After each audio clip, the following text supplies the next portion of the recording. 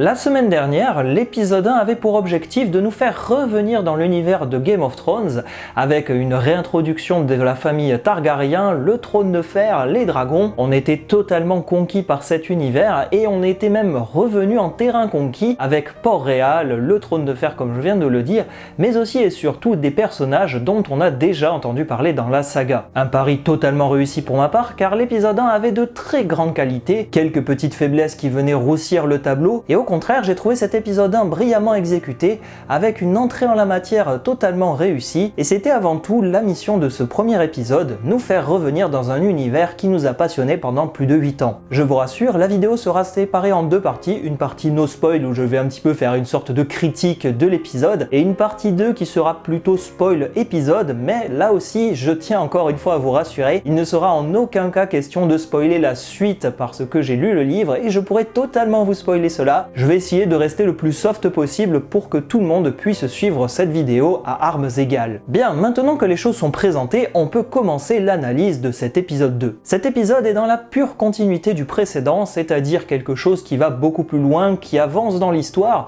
mais qui nous permet aussi d'en apprendre un peu plus sur le passé des personnages et les relations qui viennent à être tissées tout au long de leur intrigue. Du point de vue esthétique, cet épisode est totalement réussi, j'ai vraiment adoré les événements qui nous sont présentés, les décors aussi, parce que pour une fois, on va enfin voyager. On nous permet d'avoir encore des aperçus de Port-Réal et notamment du Donjon Rouge qui catalysent toutes les intrigues de ce deuxième épisode, mais aussi et surtout quelques éléments sur une plage où l'on devine très certainement que nous sommes sur les degrés des pierres, qui est une sorte de territoire qui est situé entre le continent de Westeros et Essos. En fait, les degrés des pierres à l'aube des temps, on peut même dire que c'était à l'époque de la préhistoire, puisque c'était l'âge de l'aube, c'était une bande de terre qui reliait Westeros et Essos, et maintenant, avec la guerre entre les enfants de la forêt et les premiers hommes, ce territoire a été noyé sous les eaux et il ne reste plus qu'un archipel assez disparate, et c'est ça qu'on appelle le degré des pierres, où il y a tous les pirates, mais aussi et surtout les cités libres qui commencent à gangréner un petit peu ce territoire. Quand je disais que la réalisation est impeccable, c'est pour les décors, mais aussi et surtout les costumes. J'ai vraiment adoré que cet épisode nous permette d'avoir des couleurs éclatantes, notamment dans une scène où l'on voit plusieurs chevaliers. C'était très coloré et c'est là toute la volonté de George R. R. Martin puisqu'il a fait cette demande express aux showrunners de la série House of the Dragon. Il leur a demandé à ce que les armoiries soient bien plus représentatives et que les couleurs soient beaucoup plus éclatantes que cela était dans le passé avec Game of Thrones. Et là aussi, j'ai beaucoup aimé toutes les armures qui nous sont présentées dans cet épisode 2 avec des codes couleurs qui sont très respectueux de ce que les personnages représentent. Hightower avec une armure verte qui est absolument magnifique. J'ai vraiment adoré que ça soit sur son plastron où l'on voit toute la symbolique avec la tour de la citadelle. Bref, c'était très réussi du point de vue esthétique et que dire des dragons bien entendu. Caraxès est très intéressant dans cet épisode et à un moment j'ai beaucoup aimé parce qu'il va sortir du brouillard et il va faire une espèce de bruit un petit peu comme si c'était un ver qui rampait, le fait qu'il ait un long cou de serpent et j'aime beaucoup cette couleur rouge vive parce que le dragon est appelé le sanguinaire et ça va totalement là aussi de pair avec la description que nous avons eue de ce dragon dans les livres. Pareil pour Syrax, je n'ai rien à dire pour cette dragonne, elle est très réussie et elle a un aspect visuel très fort qui permet de la caractériser, qui montre bien qu'on a affaire à un dragon original et totalement différent. Là aussi c'était la volonté de George R. R. Martin d'avoir des dragons qui sont totalement identifiables et différents pour permettre aux spectateurs de mieux les identifier et non pas d'avoir un petit peu des clones comme c'était le cas avec Game of Thrones. Là on a vraiment des dragons qui sont caractérisés et qui ont un caractère qui leur est propre. Tous les personnages respectent leur point de vue et psychologie que nous avons dans les livres. Il y en a un qui m'a un peu déçu et qui a un rôle, je ne m'attendais pas vraiment à ce qu'il ait ce rôle, c'est la jeune Mysaria. Je m'attendais à ce qu'elle ait un rôle beaucoup plus manipulatrice et plus en avant par rapport à Daemon comme nous avons vu dans l'épisode 1. Donc là aussi, à voir comment cette relation va évoluer parce que Mysaria est d'habitude un personnage très important qui arrive à se sortir de situations compliquées et difficiles et elle a même ce jeu calculateur qu'avait Littlefinger et Varys. Donc un peu déçu du traitement du personnage et on verra comment l'avenir de la série va un peu réparer tout ça. En tout cas, une chose est sûre, une personne qui n'a pas lu les livres n'est pas dépaysée et comprend clairement quels sont les enjeux, quelles sont les intrigues, mais aussi tous les liens entre les personnages, qu'ils soient à la fois unifiés ou bien opposés. Un épisode 2 classique, du Game of Thrones classique, de la politique et beaucoup d'intrigues de palais. Bref, tout ce qui faisait le charme des premières saisons de Game of Thrones, et là, je dois dire, ce n'est clairement pas pour me déplaire de revenir à cette ancienne formule. Bref, on a terminé la partie entre guillemets no spoil, j'ai essayé de rester le plus soft possible. On va passer dans la partie spoiler où l'on va parler plus en détail de l'épisode. Contrairement à la dernière vidéo où j'avais analysé tout l'épisode et toutes les scènes, je vais essayer de faire ça beaucoup plus thématiquement avec quelque chose de plus court et synthétique. L'analyse de l'épisode 1 était un peu longue, mais comme c'était le retour de Game of Thrones après 3 ans d'absence, eh bien, je voulais vraiment marquer le coup et faire quelque chose de complet. Comme je l'ai dit dans la partie no spoil, l'épisode nous permet d'avoir toutes ces intrigues de palais qui prennent forme et qui prennent même racine avec des personnages qui vont essayer de tirer leur épingle du jeu et de montrer qu'ils sont des prétendants assez sérieux à prendre en compte pour la quête du trône de fer. Les intrigues se font sur plusieurs niveaux. On a tout d'abord le roi autour duquel gravitent toutes les histoires, mais aussi et surtout ses autres prétendants, Otto Hightower qui est un petit peu le catalyseur du côté méchant négatif qui essaye de placer ses pions le plus près du roi. On a ensuite Rhaenyra qui essaye de se montrer à la hauteur comme héritière du trône de fer et d'avoir un rôle beaucoup plus proche de son père. Viennent ensuite les Velaryon avec Corlys et Rhaenys qui essayent de revenir dans les bonnes grâces du roi après avoir été un petit peu bafoués dans l'épisode 1. Ils vont essayer de se mettre encore plus en avant pour montrer qu'ils peuvent être des alliés de poids pour le roi. Et enfin on a tout à fait à l'opposé le prince Daemon Targaryen qui n'en fait qu'à sa tête, et là c'est totalement en accord avec le livre The Rock Prince qui est même le titre de cet épisode. Vraiment beaucoup de choses à dire sur cet épisode où toutes les intrigues vont essayer de coexister pour former un ensemble scénaristique cohérent. Mais avant de rentrer dans tout le jeu de la politique, qu'est-ce qui fait le charme de Game of Thrones? Le générique. Et alors là, le générique d'House of the Dragon, je m'y attendais un peu parce que l'épisode 1 était vraiment quelque chose d'introductif. Là, cet épisode 2 devait montrer le générique, et quand le générique a commencé, et je dois dire que voilà, j'ai fait un petit souffle parce que la musique, bon, je vais rien dire, la musique elle est ce qu'elle est, elle est géniale, elle est incroyable, elle est marquante, ça fait des frissons, ça renvoie 3 années en arrière. À mon sens, j'aurais préféré quelque chose de nouveau, j'aurais aimé une nouvelle musique, une nouvelle variante de cette musique. Là, c'est tout simplement le thème principal de Game of Thrones et du générique de Game of Thrones qui est repris pour montrer toute la continuité de la saga, que ce soit Game of Thrones et House of the Dragon, même si elles sont séparées par 170 ans, eh bien c'est de la même saga et c'est toute une continuité. HBO a voulu vraiment marquer quelque chose en montrant que, à l'instar de Star Wars qui utilise toujours le même thème pour introduire ses films, on a quelque chose qui se veut dans la même veine. Pareil avec Marvel, vous avez le générique Marvel qui apparaît, vous avez la même musique pour montrer qu'on est dans un univers connecté et cohérent. Et bien avec Game of Thrones et House of the Dragon, qui je le rappelle s'appelle Game of Thrones House of the Dragon, eh bien on a cette volonté aussi d'inscrire dans une continuité de saga. Donc on verra, peut-être que les prochaines séries qui sortiront auront aussi le même thème musical avec un générique visuel différent. J'aurais peut-être aimé une nouvelle musique avec quelque chose de différent. Le générique en lui-même est très important parce qu'il permet d'avoir beaucoup de détails et d'importance sur certains points clés de la saga. Je vais pas trop rentrer dans le détail dans cette vidéo parce que je pense que je vais vous proposer une analyse totalement à part du générique de House of the Dragon parce que, croyez-le ou non, il y a énormément d'interprétations et de choix possibles pour comprendre et appréhender ce générique. Je pense que vous aurez une autre vision du générique et vous comprendrez un petit peu mieux où le générique a voulu nous emmener et ce qu'il voulait nous présenter. Très brièvement, je trouve ce générique absolument incroyable. On vogue dans cet univers à travers la lignée du sang où l'on arrive à avoir par moments des couronnes qui nous symbolisent tous les rois qui ont régné, et la lignée du sang continue avec beaucoup d'éparpillement où l'on navigue à travers la grande maquette du roi Viserys Targaryen, donc la maquette de Valyria, qui symbolise toute l'antiquité et l'histoire connectée des Targaryens avec cette civilisation mythique, chose qu'on va voir là aussi dans l'épisode un peu plus tard, donc c'était quelque chose d'assez intéressant là aussi à souligner. Un générique très réussi dans la pure tradition d'HBO, donc on verra, peut-être que le générique va être amené à évoluer dans le futur, et je pense qu'il va beaucoup évoluer, parce que certains personnages vont naître, disparaître, donc il y aura beaucoup de choses à voir et analyser dans le futur de cet épisode et de ce générique. L'épisode 2 s'ouvre par la mort de Ryman Redwyn, qui était le Lord Commandant. On l'avait très brièvement vu dans l'épisode 1 et il semblait assez âgé, donc là aussi une certaine continuité instaurée, où il faut remplacer le Lord Commandant par un nouveau Lord Commandant commandant, Sir Harold Westerling, qu'on a déjà vu là aussi dans l'épisode 1, qui est, petit fait amusant, joué par un acteur qui a joué dans la trilogie du Hobbit, mais aussi dans The Witcher, donc là aussi un petit fait amusant puisque cet acteur a joué dans 3 sagas de fantasy majeures. C'est également l'occasion de nous réintroduire Criston Cole,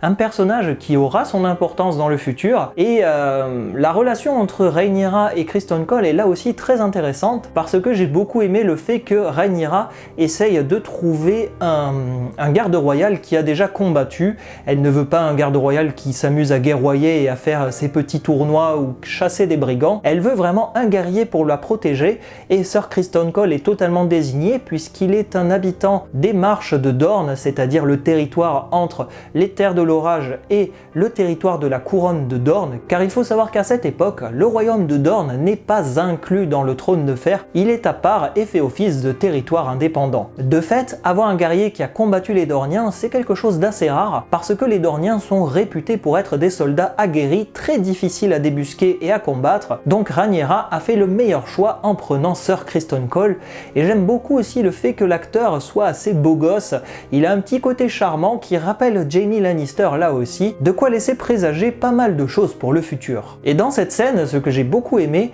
c'est que Otto Hightower essaye de se rapprocher de Rhaenyra pour montrer qu'il est proche de l'héritière du trône, mais l'héritière ne l'écoute pas totalement et elle ne va en faire qu'à sa tête, en montrant à la main du roi qu'elle a cette volonté de s'émanciper et de montrer qu'elle est forte. Je parlais de la main du roi, mais Otto Hightower est vraiment le mastermind de cet épisode, et il l'était aussi dans l'épisode 1. Dans l'épisode 2, il est encore plus puisqu'il va se mettre en avant en conseillant le roi de ne rien faire et en lui disant que ça ne sert à rien de faire la guerre, puisque au final, il a beaucoup plus urgent à faire, c'est-à-dire trouver une femme pour engendrer des héritiers. La main du roi a cette volonté de montrer qu'il ne faut pas laisser le doute s'installer à la cour, parce que si le roi laisse beaucoup trop planer ce doute, on va commencer à douter de sa légitimité et de sa force, et il ne faut surtout pas cela, parce qu'il n'y a rien de pire qu'une couronne qui est faiblarde. Et dès l'instant où il voit le roi avec sa fille et lui dire d'aller chercher un nouveau garde royal, il s'empresse d'aller voir Rhaenyra en lui disant de remercier tel seigneur pour son service, et en ne soyant pas très hâtive dans la nomination de son garde royal,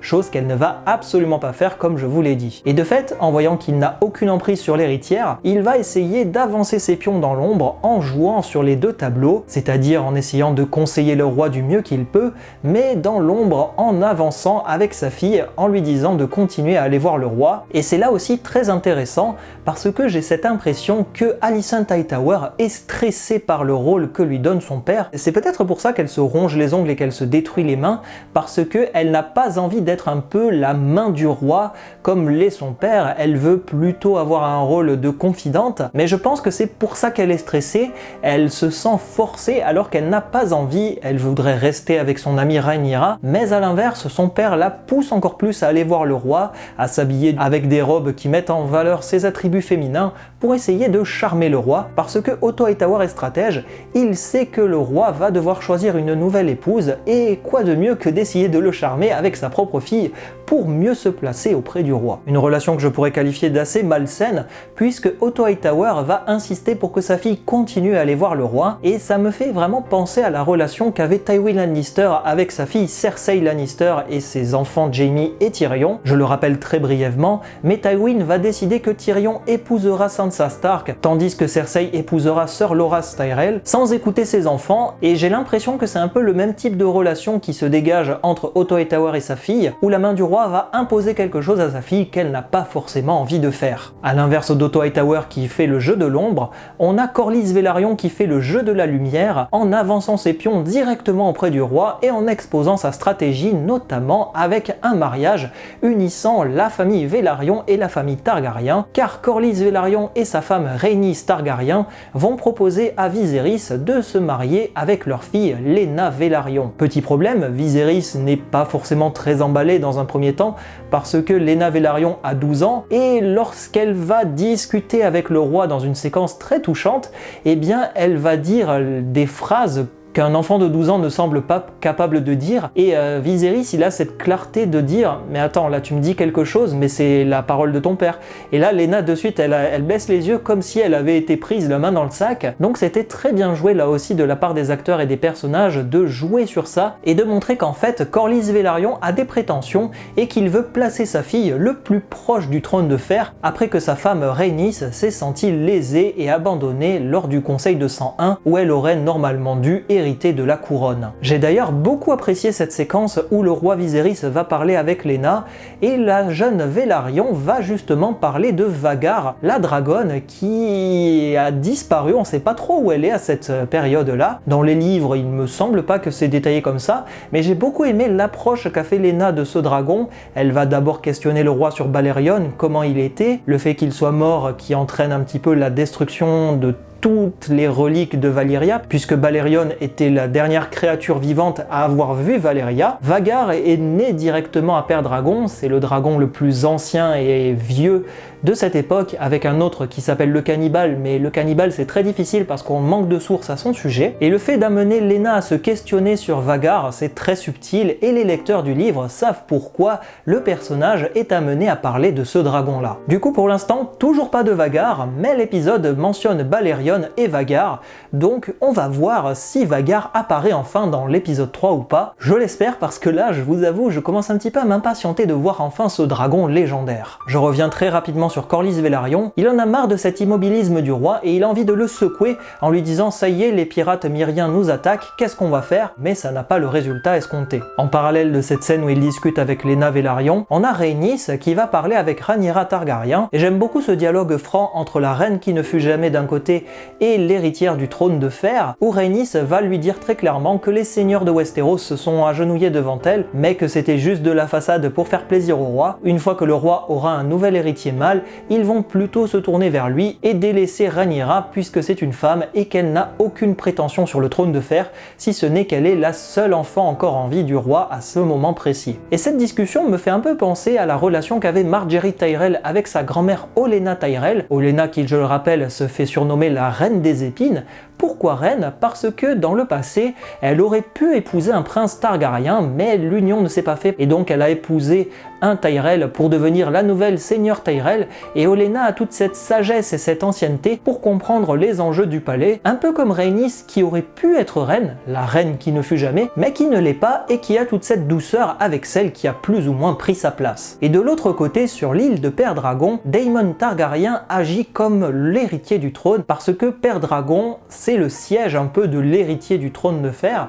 et le fait qu'il soit basé là n'est clairement pas un hasard. Il va prendre sa maîtresse Mysaria, voler un œuf de dragon, et en plus, comble du comble, il vole un œuf de son cheveu, l'œuf qui était destiné au prince Baelon à la base. Baelon, je vous le rappelle, c'est le petit prince qui est mort et qui a été surnommé par Daemon d'une manière assez violente, l'héritier d'un seul jour. On a donc ce Daemon fidèle à lui-même, provocateur, qui va inviter le roi à son mariage en disant qu'il se marie une deuxième fois, comme le faisaient les Targaryens avant, pour s'identifier encore plus à Aegon le Conquérant qui avait épousé une femme par devoir et une autre par amour. Daemon fait la même chose, ce qui caractérise vraiment la relation de Daemon à l'heure actuelle, et la relation est totalement tendue entre le roi et son frère, et le fait qu'il envoie Otto Hightower est très important parce que Otto Hightower a cette occasion de briller auprès du roi et de montrer qu'il peut raisonner le prince rebelle. Les relations sont très tendues entre les deux personnages et on sent toute la rivalité qui est exacerbée sur le pont de Père Dragon. J'ai vraiment aussi beaucoup aimé le fait que c'est Rhaenyra qui arrive et qui va solutionner le problème et dénouer toute cette tension, un peu comme si elle prenait à cœur ce rôle-là en montrant qu'elle est capable d'être une femme d'action et qu'elle peut avoir ce rôle d'héritière du trône, quitte à aller jusqu'à l'affrontement et à raisonner là aussi le prince rebelle. Toute cette séquence va de pair avec le fait que Rhaenyra a envie d'avoir un rôle beaucoup plus important auprès de son père. On va la voir discuter et la discussion avec le roi est tout d'abord assez tendue. J'ai l'impression que le roi ne sait pas quoi dire à sa fille, il parle un peu de la pluie et du beau temps, il a l'air un peu de s'en ficher, mais elle a envie d'avoir ce rôle et de montrer qu'elle peut être quelqu'un de crédible qui a été nommé comme héritière, et elle veut agir comme une héritière. C'est d'ailleurs pour cela qu'elle s'en va de Port-Réal pour aller raisonner son oncle, alors que le roi lui avait pourtant indiqué de rester ici. Pareil pour la relation entre Rhaenyra et Alicent, qui est amenée à évoluer au fil de l'épisode, et qui implosera à la fin de l'épisode lorsque Rhaenyra Rhaenyra sera surprise d'apprendre que son père, le roi Viserys, a choisi comme nouvelle épouse la jeune Alicent Hightower, son amie d'enfance. Je trouve que cette scène est vraiment très bien jouée parce que Otto Hightower esquisse un petit sourire lorsque Alicent est nommée, à l'inverse de Corlys Velaryon qui est outré et qui s'en va. Et il s'en va où? Rejoindre Daemon Targaryen de l'autre côté sur l'île de la Marque. La séquence est là aussi très importante, je reviens très rapidement sur le conseil restreint. On voit qu'il y a une cassure entre Alicent Hightower d'un côté et Rhaenyra de l'autre. J'ai même peut-être un peu l'impression que Rhaenyra n'apprécie pas le fait qu'Alicent soit nommée comme reine, parce que je pense que Rhaenyra a l'impression d'avoir été utilisée par Alicent pour se rapprocher du roi et en apprendre beaucoup plus sur sa relation et comment tisser des liens avec le roi jusqu'à être nommée comme épouse. Aparté fermé, on revient sur Daemon et Corlys Velaryon. Les deux personnages se retrouvent, l'un est déçu que le roi n'ait pas choisi sa femme Laena Velaryon et l'autre est déçu que le roi ne le considère pas à sa juste valeur. Tous les deux seigneurs se sentent un peu lésés par la situation et ils veulent montrer que, à l'époque, une couronne ne se gagne pas par la politique, elle se gagne par le combat, et le combat à venir sera plutôt dirigé sur les degrés des pierres comme nous avait montré l'introduction de cet épisode avec Kragas Drahar,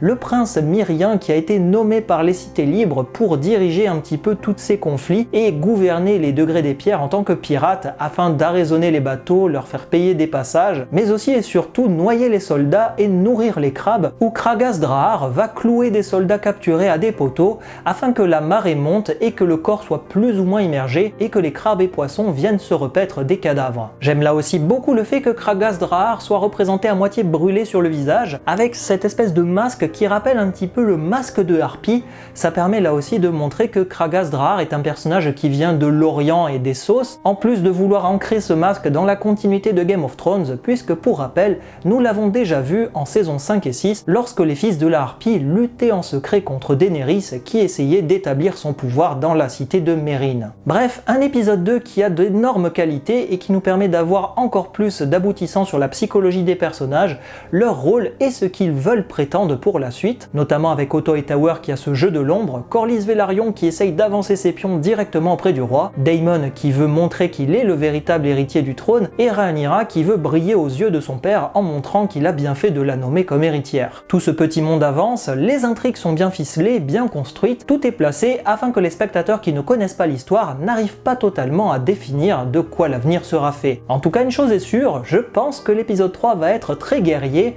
avec cette promesse de voir Kragas Drahar et potentiellement un affrontement entre Corlys Velaryon, Daemon et ce personnage qui sera le premier bad guy de la série. Que les choses soient claires, les cartes sont totalement redistribuées avec la nomination d'Alicent Hightower comme nouvelle femme du roi Viserys. C'est ainsi que se clôture cette vidéo analyse de l'épisode 2 qui est plutôt une sorte de critique. C'était pas forcément facile d'avoir beaucoup de choses à dire parce que sans spoiler c'est là aussi très difficile et je fais mon maximum pour éviter de spoiler. On se retrouve très vite pour une analyse du générique car je pense qu'il y a beaucoup de choses à dire et à souligner sur ce nouveau générique. On se dit à très bientôt pour d'autres vidéos et analyses. Salut à vous!